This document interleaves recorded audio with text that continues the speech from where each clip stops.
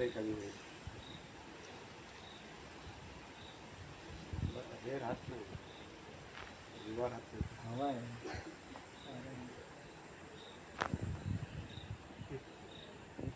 नाही नाही, चला चला.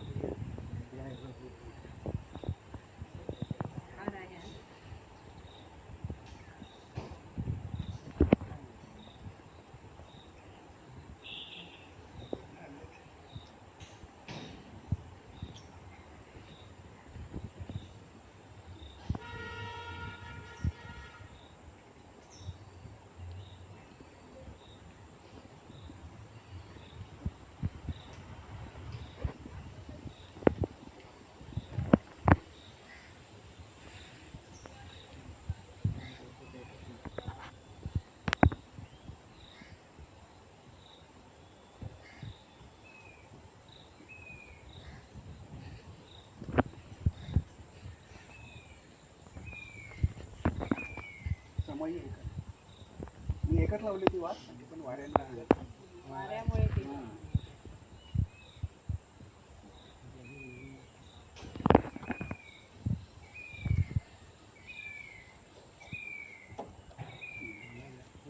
नाही राहू दे. जरा तरी हवा लागेल ना तुझ्या.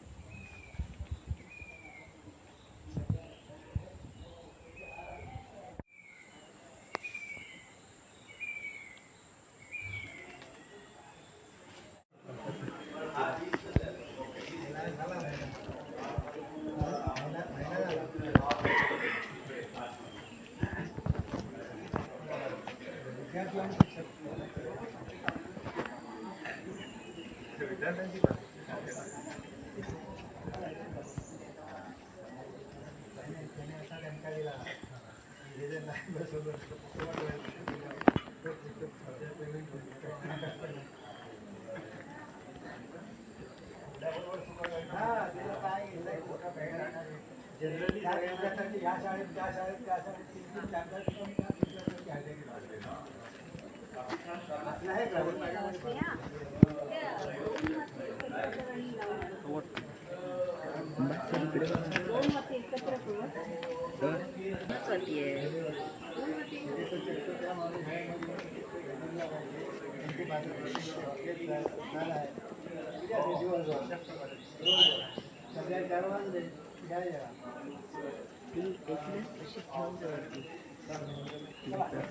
माचीचं डीप केलं ना पावसात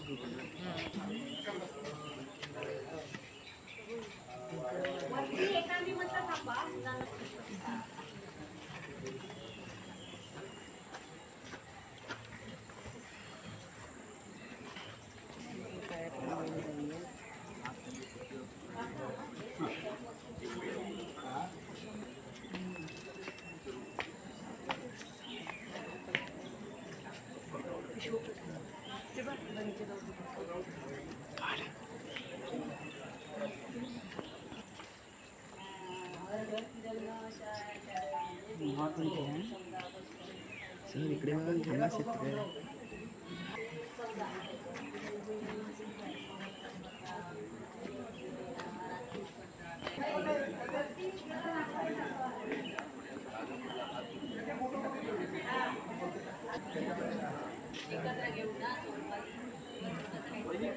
हम इकडे बघ.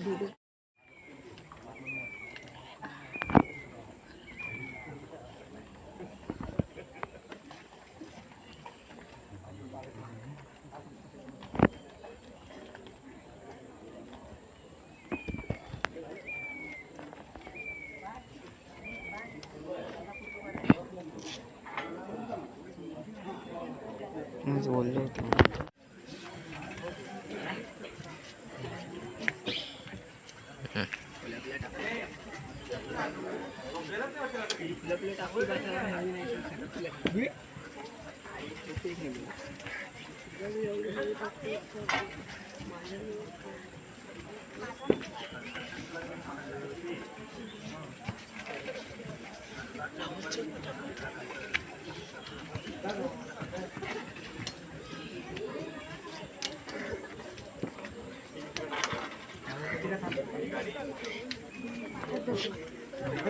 बस झाले दोघांचे पाच बस ना हो एक राहून दे दोघांचे बस झाले सगळेला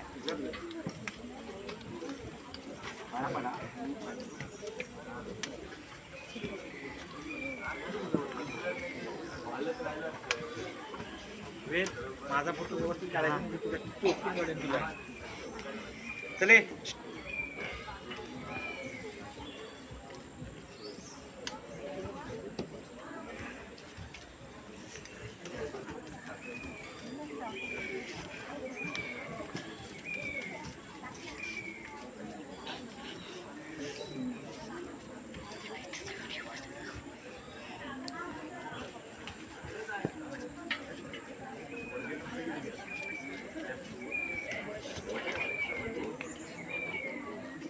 अजून येतोय का तिथे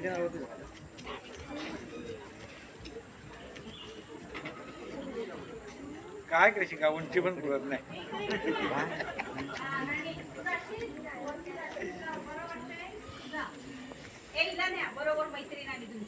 आज आपण आपल्या धावलोली हायस्कूलचे संस्थापक अध्यक्ष कैलासवासी रामभाऊ गोखले यांच्या स्मृतिदिनानिमित्त इथे जमलेलो.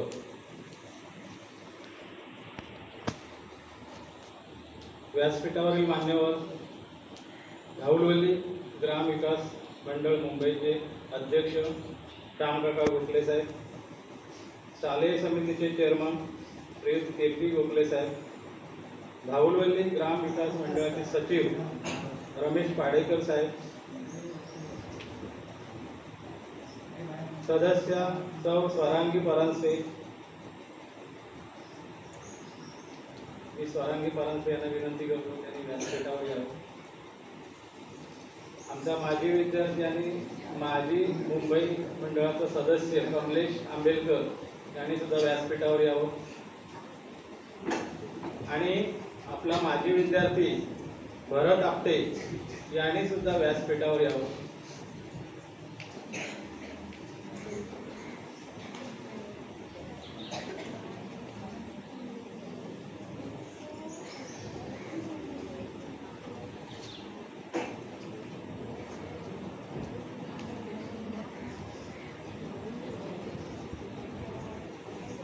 परत एकदा व्यासपीठावरील विराजमान सर्व मान्यवरांचं मी शब्दसुमानाने स्वागत करतो आणि आता आपल्या स्मृतिदिनाच्या कार्यक्रमाला सुरुवात करतो. दिव्यत्वाची जेथे प्रचिती तेथे कर माझी धोती असं ज्यांचं कार्यकर्तृत्व आहे त्या रामभाऊंचा मृत्यू या 16 ऑगस्ट 1988 झाला, 87 होता. आपल्या शाळेला ऑक्टोबर 88 ग्रँट मिळाली, पण ते बघायला रामभाऊ नव्हते.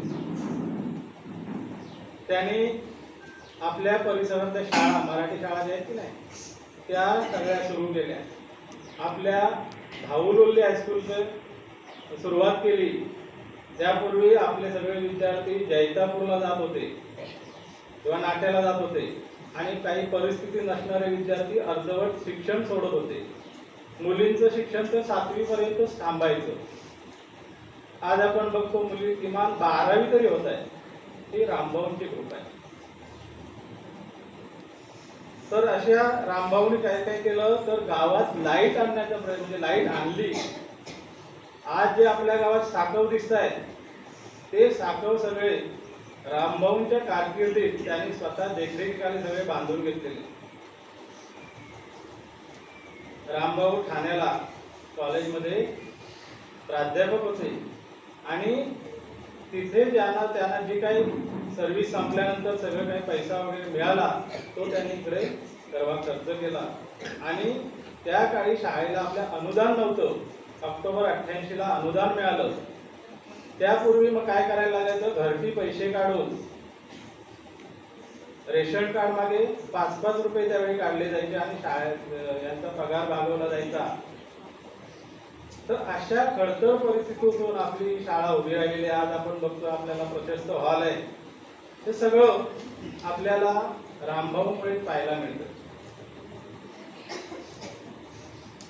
15 ऑगस्ट 1987ला ते शाळेच्या कामानिमित्त आणि स्वातंत्र्य दिन साजरा करण्यासाठी गावाला आले होते आणि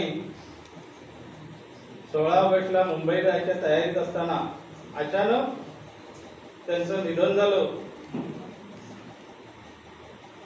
ज्या गावाच्या प्रगतीसाठी त्यांनी प्रयत्न केले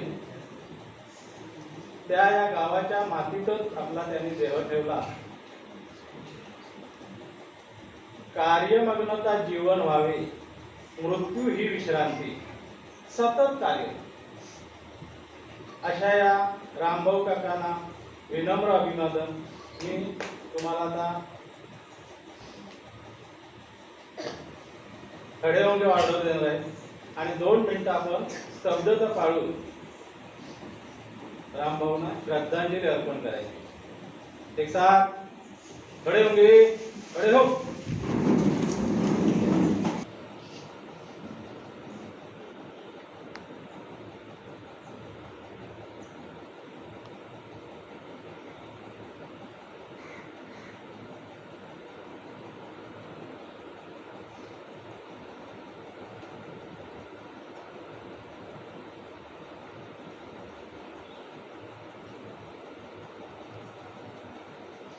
विश्राम.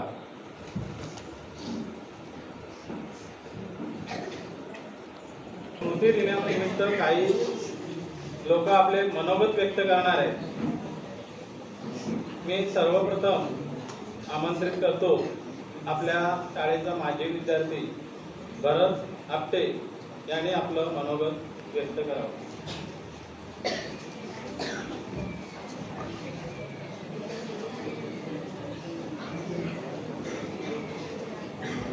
जय हिंद सर्वांना. मी भरत आपटे या विद्यार्थीचे मी 5 विद्यार्थी या हायस्कूलमध्ये आम्ही 9वी-10वी पर्यंत आम्ही शिकतो इथे. यापूर्वी मला रामभाऊंबद्दल सांगायचं म्हणजे आमचा रामभाऊंचा आणि आमचा अंगसंगत झालेला आहे. एके वेळेला असंच होतं की ह्या जूनमध्ये म्हणजे शाळेची कितीपत म्हणजे काम चालू झालेलं आणि कितपत येणार होते आणि मला आपल्या सुकाड फाट्यावरती पर्यंत सरांनी पाठवलं त्यांना घ्यायसाठी आणि मी त्यांना घेण्यासाठी गेलेलो.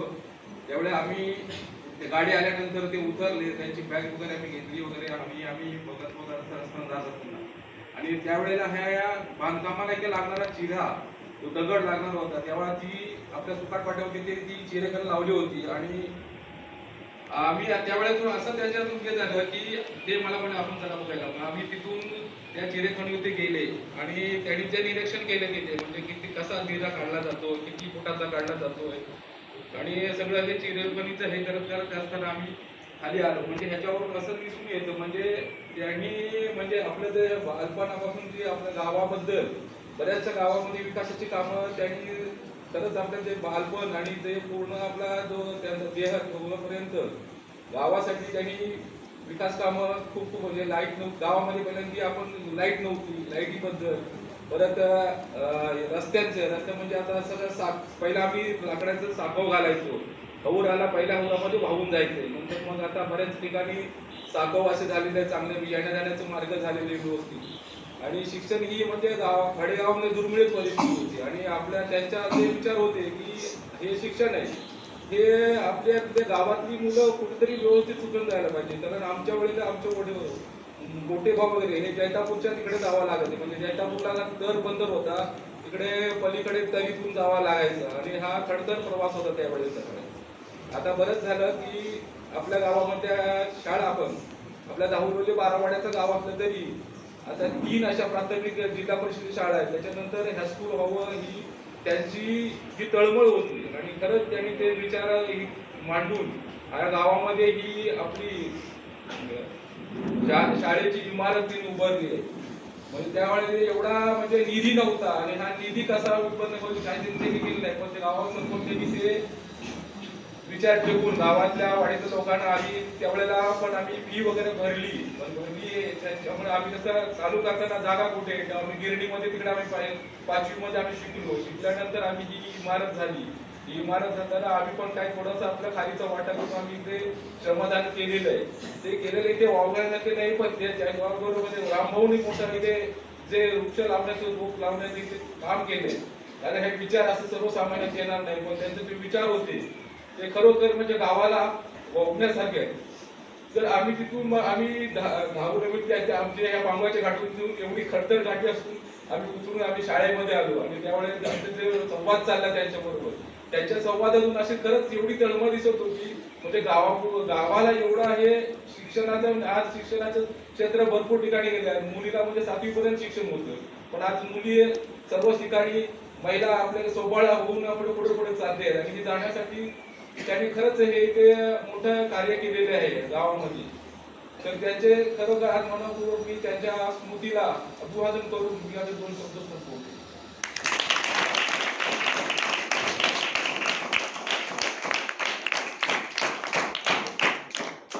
त्यांनी आपल्या शालेय जीवनातल्या आठवणी सांगितल्या. म्हणजे त्यावेळी कसं व्यवस्था होती, काय होतं, तर ती माहिती त्यांना तुम्हाला दिली. म्हणजे त्यावेळी किती खडतर परिस्थिती होती. रामभाऊनी आपल्या शिक्षकांना पगार मिळावा म्हणून प्रयत्न केले. आणि ते जेवायला बसले की त्यांना आधी गावच्या आपल्या शिक्षकांची आठवण येईल. असे हे रामभाऊ. त्यानंतर आपला माजी विद्यार्थी आणि आपल्या मुंबई मंडळाचा माजी सदस्य कमलेश आंबेलकर त्याने आपलं मनोगत व्यक्त करावं अशी मी त्याला विनंती. व्यासपीठावरील मान्यवर आणि माझे लहान मित्रमैत्रीण, आज दिवंगत श्री रामभाऊ गोपतेची पुण्यतिथी आहे. त्यानिमित्ताने दरवर्षी तुम्हाला सगळ्यांचं त्यांच्याबद्दलची माहिती वगैरे भेटत असते. थोडीफार मी त्यांच्याबद्दलची मला वाटतं 2022ला एक छोटासा त्यांच्यावरती लेख लिहिला होता. त्या संदर्भाला थोडीशी अनुसरून तुम्हाला मी माहिती देतोय. खरं तर की रामभाऊ गोखले तुम्हाला माहिती असेल की माहीत नाही, त्यांची जन्मभूमी नव्हे धावलोली, बरोबर ना. श्री रामभाऊ गोखलेंची धावलोली ही जन्मभूमी नव्हे, त्यांची कर्मभूमी धावलोली आहे. परंतु ज्या मातीसाठी त्यांनी म्हणजे राबले ते हे केलं, त्यासाठी त्यांनी आपल्यासाठी बरंच हे केलं. म्हणजे 1970च्या दशकामध्ये आपली धावलोली गाव हे पूर्णपणे असंघटित होतं. तरुण एकमेकांना कधी भेटत नव्हते, बोलत नव्हते व्यवस्थित. शाळेत कुठल्या गावाचा विकास, इथे अपुऱ्या असुविधा होत्या. म्हणजे पाण्याची तर होती, लाईटची नव्हती, रस्ते व्यवस्थित नव्हते. मग अशा परिस्थितीमध्ये त्यांनी सर्वप्रथम आपल्या गावाला संघटित करण्याचं काम केलं. तरुणांना संघटित म्हणजे त्यांनी मला वाटतं 1972च्या दशकामध्ये धावलोली ग्रामविकास मंडळाची स्थापना केली सुरुवातीला. आणि त्यामध्ये त्यांनी मुंबईतील सर्व तरुणांना संघटित केलं. संघटित यासाठी की आपल्या गावचा विकास, आपल्या कर्मभूमीचा विकास सर्वांनी मिळून मिसळून करावा असं त्यांचं ध्येय होतं. आणि त्या अनुषंगाने त्यांनी धावलोली ग्रामविकास मंडळाची स्थापना केली आणि त्याचे अध्यक्ष देखील झाले. परंतु नुसते अध्यक्ष न होता त्यांचा विचार होता की आपल्या गावातील तरुण जे पायपीट करून बऱ्याचशा वेळेला जैतापूर, नाटे, रत्नागिरी, राजापूर वगैरे त्यावेळेला जात होते. म्हणजे जर 100 मुलं शिक्षण घेत होती तर त्यातली 5 ते 10 मुलं फक्त मला वाटतं पूर्ण 10वी पास होत होती. त्यावेळेला अशी परिस्थिती होती. मग त्यावेळेला त्यांनी एक मुलींचं तर प्रमाण म्हणजे तुम्ही 1% खूप कमी मानलं तरी ते हे होतं, म्हणजे खूप कमी मुलं शिकायची वगैरे. त्यावेळेला त्यांनी संघटित होऊन पहिल्यांदा शाळेसाठी पुढाकार घेऊन आपल्या स्थानिक मित्र आणि इतरांच्या मदतीने मुंबईच्या वगैरे सुरुवातीला जसे सांगत होते सर की ठाण्यामध्ये एका कॉलेजमध्ये प्राध्यापक होते, त्यांनी संपूर्ण आयुष्य प्राध्यापक म्हणून केलं, परंतु शिकत असताना देखील आपल्या कुटुंबाला त्यांनी कमी वेळ दिला. म्हणजे श्याम काका माझे बऱ्याच वेळा त्यांच्याशी बोलणं वगैरे होतं, ते सांगायचे की आम्हाला त्यांनी खूप कमी वेळ दिला एक हे म्हणून. परंतु आज ते कृतज्ञ म्हणजे हे आहेत की त्यांच्या वडिलांबद्दलचा एवढा अभिमान आहे त्यांना की त्यांनी जो एक रोप लावलं होतं त्याचा आज वटवृक्ष झालेले आहे. आणि या वटवृक्षाच्या छायेखाली आपण सर्व मुलं, सर्व माजी विद्यार्थी किंवा सर्वजण आहोत. त्याचा आपल्याला खूप मोठा आणि समोर बसलेले शिक्षक वृंद, ग्रामस्थ, पालक आणि माझ्या विद्यार्थी मित्र, आज आपण आरकेची रामभाऊ काकांची पुण्यतिथी साजरी करतो आणि त्यासाठी इतक्या उत्साहानं म्हणजे एक कृतज्ञता म्हणून इथे जमलो. खरं तर 16 ऑगस्ट 1987 हा धावधुलीच्या काळा दिवस होता. कारण पंडितजी जेव्हा गेले तेव्हा एका कवीने म्हटलं होतं की आमचा सूर्य मावळला विश्वशांतीचा निरोप घेऊन. तसंच आरकेंचं जाणं हे असं सकाळच्या वेळेत होतं आणि माझ्या गावचा सूर्य त्याच दिवशी मावळला असं मला तरी वाटत होतं. पण काळाला प्रत्येक परिवर्तन असतं आणि त्यांचा वारसा आपले त्यांचे चिरंजीव श्याम काका आणि आपले सगळे त्यांच्या ग्रुपचे सगळे सदस्य यांनी तो सांभाळला. आताच कुंभार सर म्हणाले की निधी कमिटीचा सचिव होतो, पण तो एक खारीचा वाटा होता. कारण बरंचसं सहकार्य गाववाल्यांनी केलं होतं आणि आरकेच्या शेवटच्या काळात जेव्हा आर्थिक बाजू अशी डळमळीत झालेली होती, मला आठवतं की पहाटे म्हणजे आता ते चेअरमन आहेत आपले KP, त्यांचे वडील तेव्हा चेअरमन होते आणि ते सकाळी आता एवढं म्हणजे काय व्हॉट्सअप किंवा असं नव्हतं, त्यामुळे सकाळी ते पत्र लिहित असत. त्या दिवशी सकाळी पण त्यांनी आपलं काम पूर्ण केलेलं होतं आणि अचानक त्यांची तब्येत बिघडली आणि तेव्हा इतकी मोबाईल किंवा असं सुविधा नव्हत्या. मग टेलिफोन इथे पावसकर दुकानात तिथून सगळ्यांना फोन करणं असं होतं. आणि असा एक चांगलं व्यक्तिमत्व आपल्या गावातलं त्या दिवशी गेलं. मला असं अनेक वेळा वाटतं की आज बघा अवयवदान होतं, देहदान होतं, पण अजून माझ्या वाचनात कुठे आलं ना की मेंदूचं लगेच ते देवाचं आपलं केंद्र म्हणजे नर्वस सिस्टीम असते पुढे शिका देवा ती तशीच्या तशी दुसऱ्याला संक्रमित म्हणजे असं वापरता येत नसावी. नाही तर रामभाऊंची अनेक स्वप्न होती, अनेक विकासाची स्वप्न होती, ती आज आणखीनच जोमानं आली असती. कारण सांगतो तो काळच प्रतिकूल होता, आजच्या एवढ्या सुविधा नव्हत्या आणि तेव्हा हायस्कूल काढण्याचं स्वप्न बाळगणं, तुम्ही म्हणता ना बिग ड्रीम, हे मोठं बिगेस्ट असं मोठं त्या काळचं 83 वेळचं ते स्वप्न होतं आणि त्याने ते दिलया पेललं होतं. भाड्याच्या शाळा, भाड्याच्या इमारतीत शाळा होती आणि काही ना लोक टिंगल करणारे पण होते. आता लाईट पेटणार गावात, हा जो लाईट आहे तो रामभाऊंच्या कर्तृत्वाचा लाईट आहे, प्रकाश आहे. आणि अशा अनेक स्वप्नांचा हा वारसदार होता. म्हणजे आपल्या गावात धरण बांधणं, लाईट आणणं, शाळा, ही जी मराठी शाळा आहे आपली, त्यातलं सुद्धा योगदान आरकेंचं मोठं आहे. आणि अशा एका कर्तृत्ववान महान व्यक्तीचं आज आपण स्मरण करतो.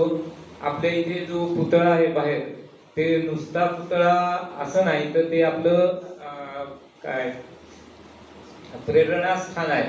मग शालेय समितीचे चेअरमन माननीय श्री KP गोखले साहेब यांना विनंती करतो की त्यांनी आपलं मनोगत व्यक्त करावं.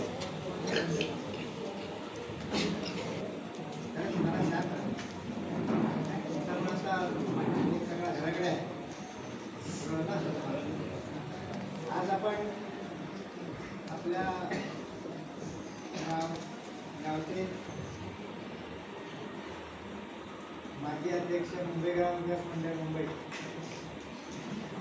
तर 16 ऑगस्ट 87ला जी परिस्थिती होती, म्हणजे दिवस वार नक्षत्र, तोच दिवस आजही आहे. आज रहिकाला आहे, वार तोच आहे. आणि सगळ्यात महत्वाचं म्हणजे त्यांचा जो निर्वाणगी होता त्यावेळेची सगळी सिच्युएशन जशी ते तशी आहे. तो आज 18 वर्षानंतर 21 वर्षानंतर असा दिवस येतो की तिथीवार नक्षत्र ही सगळी त्यावेळेला समान असतात. त्यातल्यापैकी आजचा हा दिवस आहे. हे आपण सगळं जे आज मागच्या माझ्या अगोदरच्या व्यक्तींनी काही त्यांचा गुणगौरव केला, त्यांच्या कार्याची दखल घेतली किंवा काही त्यांचे सद्गुण सांगितले, सगळं झालं. पण हे त्यांनी आपल्या गावासाठी केलं, आपल्या समाजासाठी नाही केलं, आपल्या गावासाठी केलं. हे प्रकर्षाने सर्वांनी आपल्या लक्षात ठेवलं पाहिजे. त्या काळामध्ये आम्ही जवळून त्यांना बघितले. त्यांच्या आम्ही नोकरीनिमित्त जरी वाहत असतो तरी ते यायचे. त्यावेळेला आम्ही 100% घरी असायचे. त्यावेळेला वयोमानाप्रमाणे मानसिक जबाबदारी तेवढी त्यांना अपेक्षित होती तेवढी ते पेरू शकत नाही. कारण रात्री गाडीत बसायचं, उभ्याने धावधोळीत यायचं, सुकाळ फाट्यावरून चालत यायचं आणि इथून परत राजापुरात रत्नागिरीला शाळेच्या कामासाठी जायचं. म्हणजे त्या माणसाने शारीरिक कष्ट तर घेतलेच, मानसिक कष्टही घेतले. आपलं सर्वस्व या गावासाठी वाहिलं. त्याने अनेक कामं आपल्या गावासाठी केली. त्याच्यापैकी त्यांच्यासोबत त्या काळामध्ये जे लोक होते ते त्यांचा उजवात डावात आमच्या परशुराम बाबतीत त्यांचं जरूर इथे आठवण काढली पाहिजे, स्मरण केलं पाहिजे. कारण ते इथे आल्यानंतर रात्रदिवस परशुराम बाबती तिथे सोबतच असायचे. आमचे भिकाजीराव तोटम, त्यानंतर रामूशेठ तिर्लटकर, असे बरेचसे लोक, आंबेडकरवाडीचे आमचे माजी सरपंच नाना आंबेडकर, ही सगळी जी मंडळी होती ती त्यांच्या विचाराला पुढे घेऊन जाणारे लोक, त्यांची गावासाठी खस्ता घालणारे लोक. त्या काळामध्ये ही एवढी शाळा किंवा एवढं एक तिथे प्रस्थान बसवणं ही साधी आणि सोपी गोष्ट नाही होती. आज आपण बघतो, आम्ही सुद्धा जैतापूर हायस्कूलला जाऊन शिकलो, बरीचशी आमची मुलं इथून जैतापूर हायस्कूलला जाऊन शिकली. आणि मुलींचं प्रमाण त्याच्यामध्ये साधारणतः मागाशी यांनी सांगितल्याप्रमाणे 1 ते 2%. आपल्या शाळेतली 100% मुली विशेषतः चांगल्या प्रकारे शिक्षण त्यांनी किमान 10वी पर्यंत तरी घ्यावं अशा प्रकारची एक त्यांची एक हे होती, मनोधरी होती, मनोकामना होती. त्याप्रमाणे त्यांनी सत्यामध्ये उतरवले. कोणाच्या साथसाईने की आपल्या गावातले जे प्रतिष्ठित त्यावेळेला लोक होते, त्यांना साथ देणारे लोक होते, त्यांच्या आधारावर त्यांनी हे सगळं आपलं काम केलं. त्यांनी काय केलं नाही, इथे खोडकर होते की आपली मराठी शाळा अर्धी होती बांधलेली, काशीनाथ खोडकर, त्यांनी ते काम सोडून दिलं. त्यावेळेला मुंबई ग्रामीण विकास मंडळाने पुढाकार घेऊन ही शाळा पूर्ण केली. त्यावेळेला परशुराम पेन हे काम पूर्ण केलं. काय त्यांचं एक मोठं असं एक स्वप्न होतं, जलसंधार हा त्यांचा एक आवडीचा विषय. त्यावेळेला आता आमचे इथे सुभाष गुप्ते इथे नाही, ते स्वतः आम्ही म्हणजे कुंभारवाडीला तिथे मोठं एक जलसूत्र आहे, तिथून सगळ्या गावाला पाणी कसं पुरवता येईल याचा प्लॅन त्यांनी तयार केला. तो प्लॅन पुढे त्यांचं जर आयुष्य आणखी वाढलं असतं 10-20 वर्ष तर तेही काम सक्सेस झालं असतं. त्यांच्या जोडीला त्यांच्या विचाराशी समरस किंवा ते रामभाऊ काकांचे विचार ऐकण्याचं एक काम महत्त्वाचं. त्यावेळेचे आपले राज्यमंत्री हातणकर साहेब, त्यांचे बरेचसे विचार एकमेकाला पटायचे. त्याने असं एक भेद होतं की 16 ऑगस्टला ज्या वेळेला त्यांचं निधन झालं, एक 7-10 वर्षांनी हातणकर साहेब इथे आमच्या घरी आले का एक श्रद्धांजली किंवा त्यांना भेटण्यासाठी. त्यावेळेस त्यांनी सांगितलं की पुढच्या वर्षी या दिवशीच्या अगोदर हा इथला साखो पूर्ण होईल. त्याप्रमाणे तो त्यांनी करून टाकला. कारण काय, जरी व्यक्ती समोर नसेल तरी त्या व्यक्ती संदर्भामध्ये असलेली मनाची जागरूकता, प्रेम, भावना, सद्भाव हे ज्या वेळेला आपण निश्चित एखादं ध्येय साध्य करण्याकरता वापरतो, उपयोगात आणतो, त्यावेळेला अशी कामं आपल्या हातून होऊ शकतात. आता एखादा असं म्हणेल की रामभाऊ गोगो गोखलेने हे काय सगळं स्वतः काम केलं काय गावाच्या विकासाचं? नाही. नेतृत्व हा त्याच्यातला जो एक प्रमुख भाग आहे.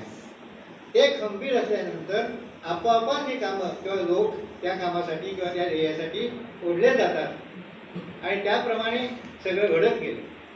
आज त्यांना एक 10-20 वर्ष जर आयुष्य जास्त मिळालं तर काय झालं असतं? त्यांच्या मनामध्ये असलेली जी अपूर्ण कामं होती ती त्यांनी शासनामार्फत ग्रामस्थांमार्फत पूर्ण करण्याकरता नेतृत्व केलं असतं. कारण शेवटी परिस्थिती अशी झाली की मानसिक ताण हा सगळ्यात घाणेरडा रोग आहे. त्या माणसाला भूक लागत नाही, झोप येत नाही, चैन पडत नाही. अशा कंडिशनमध्ये ज्या वेळेला ते गेले त्यावेळेला 5 ते 10 मिनिटामध्ये परशुराम आपटेने आम्ही सगळे तिथे बसलेले असताना 10 मिनिटाच्या आतमध्ये त्या माणसाचं प्राणज्योत मालवली. कारण का की ते त्यांना सहन नाही झालं की त्यांच्या सहनशीलतेच्या बाहेर ह्या सगळ्या ज्या गोष्टी घडल्या. एकच ध्यास होता की आपण जे रोपटं लावतोय किंवा लावलंय त्याचं वृक्षामध्ये कसं हे होईल, विलीनीकरण होईल किंवा तो कसा मोठा वाढेल, त्याची प्रगती कशी होईल, आपल्या विद्यार्थ्यांसाठी काय आपण करू शकतो, ह्या सगळ्या बाबी त्यांच्या पूर्ण ह्याच्यामध्ये होत्या. त्यांचा उद्रेक झाला, सहन नाही झाला, त्याच्यामुळे त्यांची प्राणज्योत मालवली गेली. खरोखरच तुम्हाला सांगतो त्यावेळेला आता थोडंसं बाजूला गेलो तर त्यांच्या हयातीमध्ये त्यांच्या कामाच्या वेगामध्ये एक ठराविक 5-6 माणसं जर आपण गावातली सोडली तर त्याच्या मागे टिंगल टवाली करणारे सुद्धा भरपूर होते. की पुलावरून कोण जाणार, रस्ते आणणं वगैरे होतील, हायस्कूल कशासाठी पाहिजे, ज्याच्या पुलाजवळ इथे हायस्कूल आहे 5 किलोमीटरवर, अशी ठीक आहे. कारण काय भिंतगत एक घरी नेहमी शेजारी असलं पाहिजे असं हे म्हणतात, संतूर मंडळी म्हणतात आणि ते खरं आहे. परंतु त्यावेळेला जर गावातल्या सर्व स्तरातील लोकांनी त्या साथ दिली असती तर याच्याही पेक्षा चांगलं मोठं कार्य आपण करू शकलो असतो. त्यांच्या निधनानंतर ज्या वेळेला आपल्याला जाग आली त्या आपली शोकसभा झाली 18 तारखेला. विधानसभा सभेला मी होतो, आमचे वेगळे लोक होते, वर्धन वाक्य होते, बरीचशी मंडळी त्या शोकसभेला होती. त्यावेळेला गावाने निर्णय घेतला की बा हे जे हायस्कूल आहे हे आपल्याला किमान पक्षी ते पूर्ण तरी करायला पाहिजे. कारण का तिथे आज विद्यालयाचं काम सुरू झालं. त्यावेळेला रेशन कार्डावरती 5 रुपये 10 रुपये आपण टॅक्स बसवला, मग लोकांनी दिला. 4,500 रुपये गोळा व्हायचे नाही. त्याच्यातून आमच्या शिक्षकांचे पगार भागवायचे. किती पगार होते? 500 रुपये, 1000 रुपये, जास्तीत जास्त 1500 रुपये. त्याच्यावरती कुठल्याही शिक्षकाला पगार नाही. ज्या वेळेला खातेवाडकरांनी 25% ग्रँट आपल्याला करून दिली सुरुवातीला ते राज्यमंत्री असताना, त्यावेळेला थोडाफार पैशाचा ओघ त्यांच्यावरला कमी झाला, मिळायला लागले पैसे. असं हे स्थित्यंतर जे आहे हे स्थित्यंतर हळूहळू होत झालं. ही क्रांती नाही झाली, ही उत्क्रांती झाली. म्हणजे कसं की थोडा समाज समजायला लागला, त्या लोकांना ह्याचं महत्त्व पटायला लागलं आणि ज्या वेळेला पूर्णतः 100% महत्त्व ज्या वेळेला पटलं त्यावेळेला आपली दाऊदुली ग्रामविकास मंडळामध्ये जे त्यावेळेला कार्यरत लोक होते त्यापैकी आमचे आरती दळवी असतील, चौरस्कर असतील, बरेचसे लोक होते की ज्यांनी कुठेतरी शासन दरबारी आपली दाद मागितली, शासनानेही 100% आपल्याला ग्रँट दिली. हे सगळं हळूहळू होत गेलं. ही जी उत्क्रांती झाली ते आज आपण काय पाहतो की आपल्या हायस्कूलमध्ये सुसज्ज हायस्कूलची इमारती आहेत, अतिशय उत्कृष्ट शिक्षक वर्ग आमचा आहे, त्यानंतर वेगवेगळे उपक्रम आपण सुरू करतो. तरी सुद्धा काही लोक असे असतात ना, शेवटी वेगवेगळे लोक आपल्याला भेटतातच. मग शाळा वेगवेगळे उपक्रम कशासाठी सुरू करते, काय गरज आहे, असे मानव लोक आहेत गावात. नाही असं नाही, पण हे सगळं करत असताना आपला संस्था, शिक्षक वर्ग, गावातील काही प्रतिष्ठित नागरिक काय पाहतात की आपल्या हायस्कूलचं नुसतं शिक्षण घेऊन चालणार नाही तर त्या विद्यार्थ्याला किंवा त्या विद्यार्थिनीला चौरंगी म्हणजे त्याला 4ही बाजून त्याला शिक्षण असलं पाहिजे. त्याने क्रीडा क्षेत्रामध्ये गेलं पाहिजे, वाचन क्षेत्रामध्ये स्पर्धा ज्या आपल्याकडे होतात या सगळ्यामध्ये त्यांनी सहभाग घ्यावा. या दृष्टिकोनातून आज आपल्या संस्थेने उपक्रम सुरू केलेले आहेत. थोड्याफार प्रमाणामध्ये आमच्या काकांच्या वेळेला, आमच्या रामभाऊ काकांच्या वेळेला जी परिस्थिती होती त्याच्यापेक्षा किंवा तशीच परिस्थिती पुढे चालू ठेवण्याचा आमच्या दाऊदुली ग्रामविकास मंडळाने जे काम सुरू ठेवलं आहे. आज त्या अध्यक्ष, त्या मंडळाचे अध्यक्ष त्यांचे चिरंजीव आहेत शमकाका गोखले, त्यांचाच पुढे वारसा उद्या त्यांचाच मुलगा विनाश गोखले चालवत आहेत. त्यांच्या म्हणजे मला खरोखर म्हणजे आनंद वाटला की अशी भावी पिढी जर आपली निर्माण झाली संपूर्ण गावामध्ये तर उत्कर्ष किंवा विकास हा लांब नाही. लक्षात घ्या. आज त्यांचा स्मृतिदिन आहे. त्या स्मृतिदिनामध्ये त्यांना मी एक आदरांजली वाहतो, त्यांचं स्मरण करतो आणि माझे पण शब्द संपवतो. जय हिंद, जय महाराष्ट्र.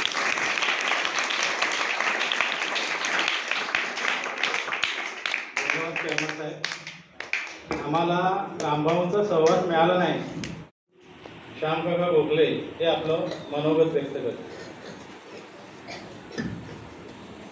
सन्माननीय व्यासपीठ, शिक्षक वृंद, माझे विद्यार्थी मित्र, मी फार वेळ घेणार नाही आहे. मला माहिती आहे आज तुम्हाला सगळ्यांना दही खाण्याची उत्सुकता आहे. तर एक फक्त मी सुधारणा करतो की ते प्राध्यापक नव्हते, ते टाटा कन्सल्टिंग इंजिनियरमध्ये कन्सल्टिंग इंजिनियर होते. पण त्यांना शिक्षणाबद्दल अतिशय तळमळ होती. आणि ठाण्याचं जे विद्याप्रसारक मंडळ आहे तिथे पहिलीपासून ते ग्रॅज्युएशनपर्यंत सर्व शिक्षणाची सोय आहे, त्या ह्याचे ते चेअरमन होते. आणि ठाण्याला ज्या वेळेला पॉलिटेक्निक चालू झालं त्यावेळेला त्याचा प्रोजेक्ट रिपोर्ट बनवण्यापासून ते संपूर्ण त्याचं हे इमारत उभी राहीपर्यंत त्यांचं त्याच्यामध्ये योगदान होतं. सुरुवातीला त्यांना शाळेला प्राध्यापक नव्हता, तर पहिलं 1 वर्ष त्यांनी तिथे शिकवलं. ते त्यावेळेला ते रिटायर झाले होते टाटामधनं. आणि दुसरी गोष्ट म्हणजे त्यावेळेला शाळेला ग्रँट नसल्यामुळे शिक्षकांचा पगार ही खूप जिकिरीची गोष्ट होती. तर इंजिनिअरिंगच्या विद्यार्थ्यांच्या ते आमच्या घरी शिकवण्या घ्यायचे आणि त्याच्यातून मिळालेले जे पैसे होते ते शिक्षकांच्या पगारासाठी द्यायचे. आणि अनेक वेळा ते एवढे पॅनिक व्हायचे की ते म्हणायचे की आज माझ्या शिक्षकाला मी पगार देऊ शकत नाही तर माझ्या तोंडात घास जात नाही. अक्षरशः त्यांच्या डोळ्यात पाणी यायचं. पण त्यांचं सगळं तन मन धन गावाकडे वाहिलेलं. आमच्याशी त्यांच्या साध्या गप्पा कधी व्हायच्याच नाही. कायम गाव आणि शाळा याच्याखेरीज त्यांना दुसरा विषय नव्हता. त्यांना अजून काही वर्ष आयुष्य मिळालं असतं तर त्यांनी बऱ्याच गोष्टी केल्या असतात. आपण आपल्या परीने त्यांचं स्वप्न साकार करण्याचा प्रयत्न करतोय. त्यांचं उद्दिष्ट असं होतं की इथल्या मुलांना शहरामध्ये धाव घ्यायला लागू नये, इथेच त्यांना उद्योग व्यवसाय करता यावा आणि त्या दृष्टीने टेक्निकल हे चालू करणं हे त्यांचं मोठं स्वप्न होतं. काही प्रमाणात आपण ते पुरं केलेलं आहे. पण ज्या वेळेला इथले विद्यार्थी इथे काही उद्योग व्यवसाय चालू करतील किंवा इथले जे काय हे असतील इंडस्ट्रीज किंवा हे त्याच्यामध्ये टेक्निकल क्वालिफिकेशनवरती इकडे ते नोकरीधंदा करू शकतील, त्यावेळेलाच आपण ते स्वप्न पूर्णत्वाला नेलं असं आपण म्हणू शकतो. तर मी जास्त आपला वेळ घेत नाही.